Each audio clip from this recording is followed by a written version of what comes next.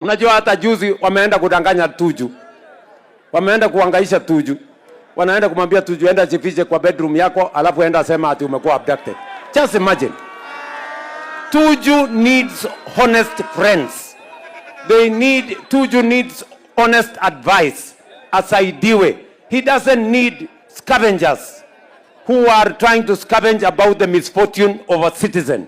Wale watu wanatafuta maarufu kwa shida ya Mkenya mwenzao.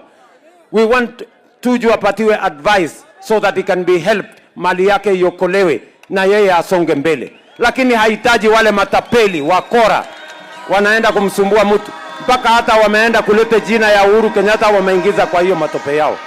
Hawa watu ni bure ama si bure? Ni bure ama si bure? Waende ama si wasiende? Waende wakiendaka, si ndio?